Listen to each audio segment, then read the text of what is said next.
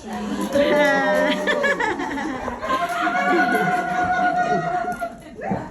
is home. Are we ready? Yeah. So I say I can take people from atheist to miracle in one sentence. I get into an Uber or a Get, and here is my sentence. 8 years ago, I was legally blind in an electric wheelchair on liquid-only nutrition, left to die. That's my sentence. And the Get driver says, "You're a miracle." And I say, "Aha, you're a believer."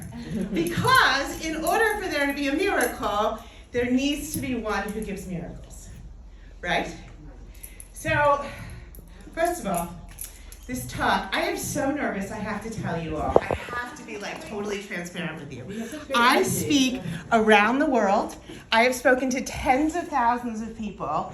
And when I was asked to do this talk, I said, this is the greatest honor I've ever had. No. It's our honor. My name is Gavriella Zahtz. I took a one-way ticket from Monsey, New York to Israel 4 months ago. I am now home. B'bayit Shalanu. I am home, and I came alive. And I thought I was alive all along, but I didn't know, right? I never quite fit. I thought that I just didn't fit. I was just somebody who didn't fit, right? The whole brown peg, right? And I'm walking around, and my first day, I can't say anything. I say, "Ani lo medaberet ivrit," right? And then the second day, I learned Ani ola chodasha, which became my gift to Eretz Yisrael, right? And they look at me and they say, "In the Balagan? You came in the Balagan?" And there's no good way yet in Hebrew for this. I will tell you in English. They say, "Why? Why did you come in the Balagan?" I say, when it's family, you run to. We run to, right? We run in. And this talk is in the merit of a complete refuah shlema for Chaim Yitzchak ben Chaya Bracha, who has been, in this journey I'm about to tell you, one of the most important people to me. So we have 20 minutes, so we're going to go chick-chack, but I am here all day, and we can do Q&As and discussions, and this can be the beginning of a conversation, okay? So, there I am. I'm getting sicker and sicker now. I am the single mom of 4 children. I am single. I was single because my ex-husband was a dual citizen and had served in Lebanon.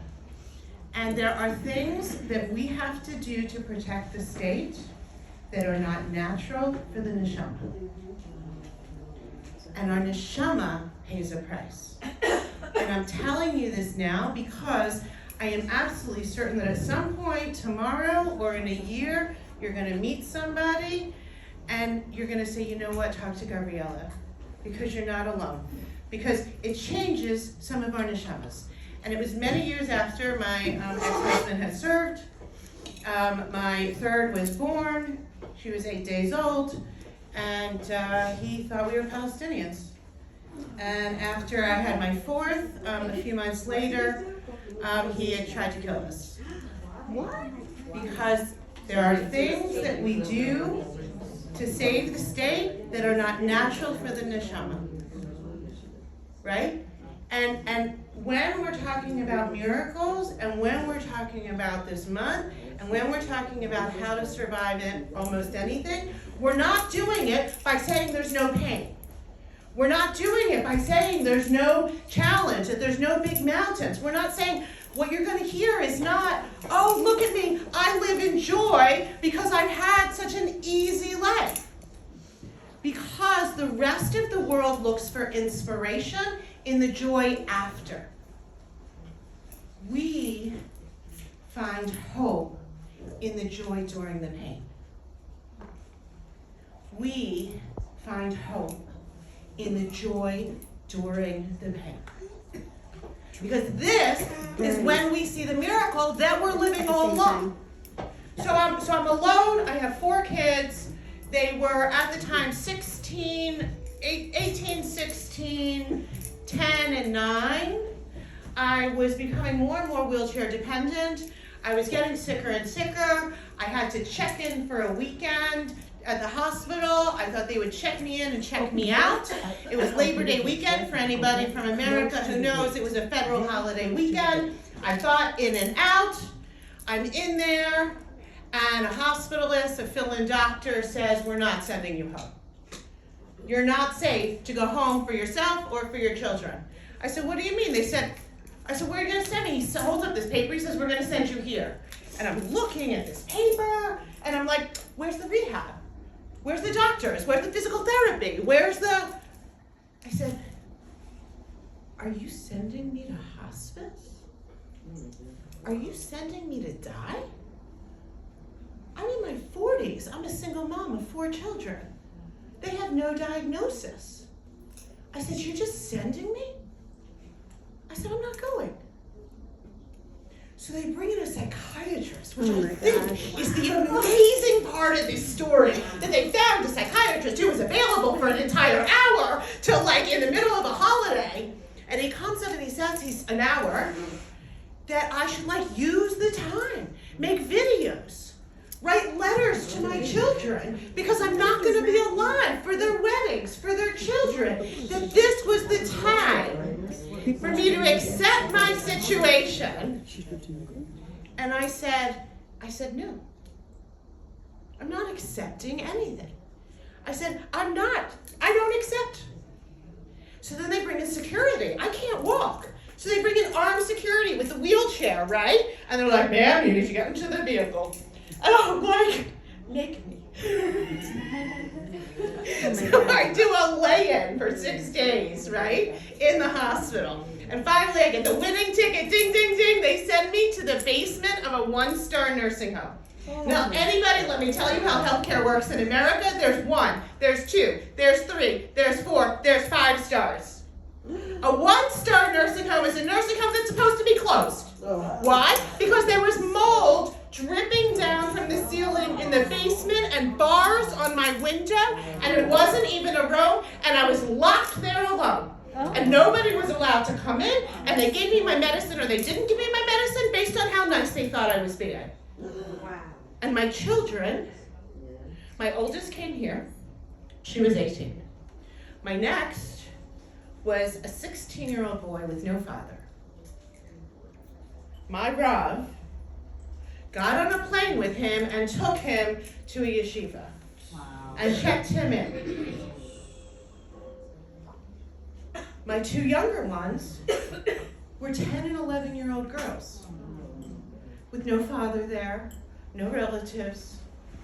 And so they went from bed to bed until they were taken in by a family that had never been able to have children and said they would foster them.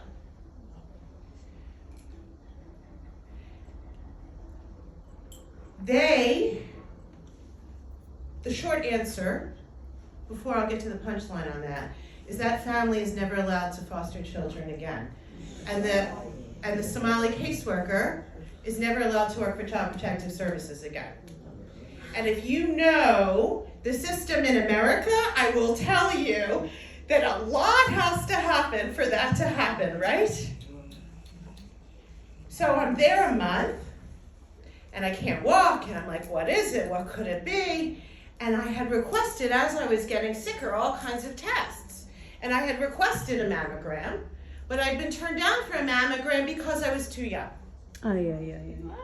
So I'm there in the nursing home, and I'm like, I do a self-exam, I'm like, So I go back for the last time, Mamash, I can't make this up, to Dr. Sick, my doctor, and I said, can you feel this? And he's like, oh yeah, we should get you in, like right away. So they wheel me in, they take me into mammograms, right, left. Immediately, they're like, we're gonna do biopsies right now, right, left. I like almost bleed out. They think they have to take me to the ER, they don't. They send me back to the nursing home, alone. So I'm back in the nursing home and I get a call from scheduling, from India or wherever it was. And the woman says in her accent, I have amazing news for you. We got you in with the next available oncologist. I said, oncologist? You mean I have cancer? She says, why, yes, you have aggressively metastasized ductal carcinoma. Didn't anybody tell you? Wow. So, next lesson. We can hold on to our anger and our blame, right? So many of us would like to stop right here and say, why did you sue the doctor? Aren't you angry about the... But, and I had a huge anger problem. But here's the question. Is it useful? Right? What would that get me if I hold on at that moment or the years since to the anger of what? Because if we absolutely believe in bitachon, if we absolutely believe that everything happens for the good, then that doctor, that scheduler, they're not to blame. They were acting as HaKadosh Baruch Hu wanted so that my neshama could go through the challenge, the nisyanos that was set all along, so that my neshama could raise up and be closer to Hashem because Hashem loves me. And Hashem wants me closer to Him. So that scheduler, that doctor, they were instruments in the will of Hashem who loves me completely and wants me home with Him. So I come in the next day and I'm with 3 doctors. It's like oncology, so it's like doctor, nurse, social worker, and then palliative, because remember, they said I was dying. So palliative is death and dying, doctor, nurse, social worker. And I meet with all 6 of them the first day, and I say, look, I am in healthcare, that was my profession. I'm not going to Google it. I'm not going to ask for a second opinion. I'm going to do whatever you tell me to do, but you need to understand I'm going to survive. Of course they didn't believe it at all, right? But they write it down in their little book, and then we start. And people say, what did you do? Right now, I want you to think about this. I was in adult diapers. I couldn't get out of my bed. It took me 6 months of therapy to be able to touch my fingers. Wow. Right? I was in an electric wheelchair for 10 years. All of the Chumash plays I did with my children were with electric wheelchairs attending. So I say, let's go. Let's go. What are we going to do? We're going to do it all. Hashem gives you a toolbox. 3 different toolboxes. I took it all. One toolbox is the ways of this world.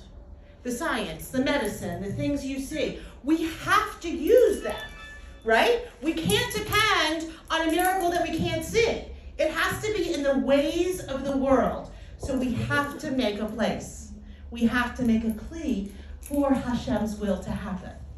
So it may be the medicine. It may be the surgeries. I had 50. I had 5 different rounds of chemotherapy. The last one was mustard gas.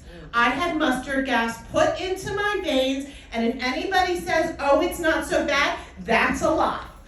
I could feel it coming through for a 3-hour infusion, on the floor, screaming, find out that half the people can't even survive that, it's a last ditch, and they're like, do you want us to stop? And I said, I promised my son. I promised him I would do everything. So keep going. I did everything emotionally. It's not one or the other. It's not one or the other. But absolutely to say that Hashem gives us our spirit and our emotions and our body, to say that they're not all interconnected. I mean, this is Ashar Yotzar, right? That it should all flow, that it should all work, that Hashem gave us all of this. I had anger, I had pain, I had trauma. Of course, I had all of this, right? And I had to work on it. If I was conscious, I did not miss a therapy session. We did narrative emotive therapy, we did it. Why? Because I could feel it, right? I could feel it. I could feel like my anger feeding the cancer. But then we did everything spiritually. So I read the Ramban's letter to his son-in-law every day because this was my struggle. I'm struggling with anger. So Torah gave me an answer. so many women around the world, possibly some of you, said Tehillim for me. I was on every Tehillim list. So many women. I mean, we added a name.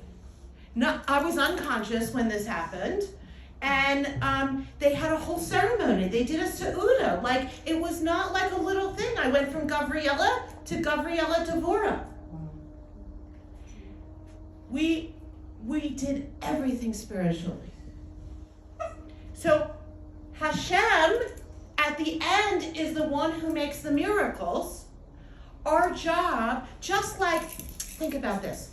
Why did Hashem create this world? So that he should have a resting place, right? A place to live here in this world, right? So first he makes space, right? Because first he's perfect. He's perfect in all things. He fills everything. Hashem is all. But he wants to grow. Because there's another kind of perfection, which is the perfection of growth. So Rav Kook says that there was two perfections of Hashem.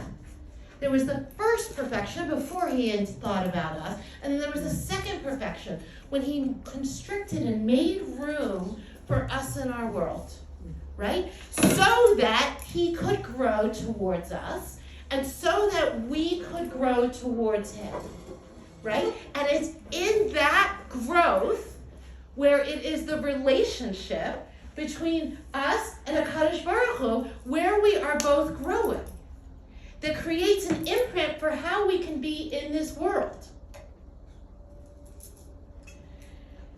So we did everything. And if you're wondering, I got MRSA, I got C. diff, my entire stomach was open for 6 months, right? I had my own internal transplant. This is all new. Wow. I lost my teeth. I lost my jaw. I have a rod up my back. I have been cut and burned and poisoned. And through it all, when I'm laying there in the nursing home, I can't even go to the bathroom, right? I can't do anything. But I could say Tehillim that I had memorized. And one of the most painful things we do to people is we take away their ability to do chesed. Right? Like, oh, I'm not going to bother you because you just lost a child, lost a whatever, are sick, right? I'm not going to bother you. It is our ability to do chesed where we stretch outside of ourselves and our problems where we can grow and get the most strength. So they were saying Tehillim, like the whole thing for somebody who was, so I called up on the phone from my bed and I put in for some ones that I knew. And then I say to them, I'm like, okay, like we're good. And they call me back and they said, are you in a nursing home? Like, are you like Gavriella Zahtz? I'm like, yeah. They're like, how could you do that? I'm like, thank you. Thank you for seeing that my neshama still has value. Thank you because there is always someone who needs what you have to give. When in doubt, go do chesed. When in doubt, get out of yourself. You must believe there's no other choice. You have to start there, right? And then you need to go find joy. Do the next right thing. Do the very next right thing. Not the thing a month from now, not the thing 6 weeks from now, but the very next right thing. I go around and hug people. I took a one-way ticket on Bitachon here to Eretz Israel and I landed in joy. I didn't have the money. I didn't have the resources. I didn't know anybody in my town. But I knew beyond the shadow of a doubt that this is my home, that Am Yisrael's in pain, and this is something that I am uniquely equipped to do. Because what I do is I wake up each day and I say, what does the world need most from me? What does the world need most from me? My pain, my skills, what my neshama sings to? Fill your life with easy mitzvahs. Do where your heart sings, because that, when you intersect that with what the world needs most at this moment, and so what did I know? That the world needed hope. I knew that Am Yisrael is in a lot of pain.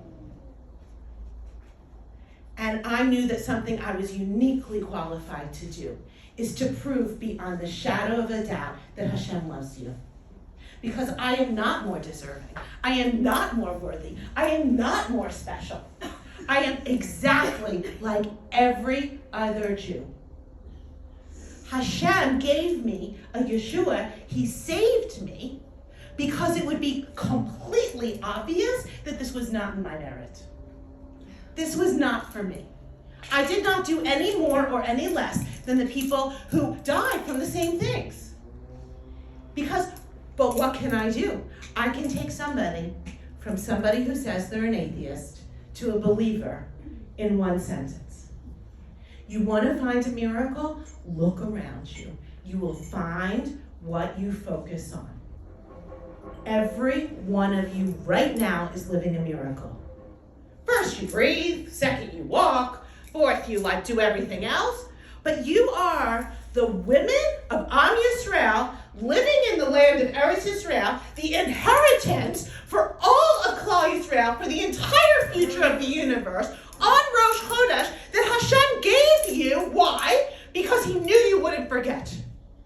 He knew that the moon would disappear and that the men would think, well, maybe it doesn't real, or maybe there's a war going on and Hashem's not protecting us, or maybe these horrible things are happening, or maybe my kid can't get a shidduch, or maybe the news, or maybe the social media. He knew that you would not forget. He knew that you would know that every month the moon will come back. That the days that may be wrong when Moshe climbed the mountain, that no, it was absolutely right, because he knew that it is the women of Am Yisrael who would save us all.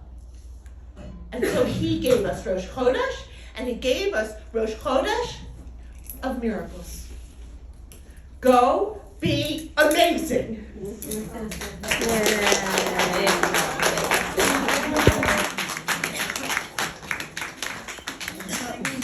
How you healed? I know, but I only had 20 minutes.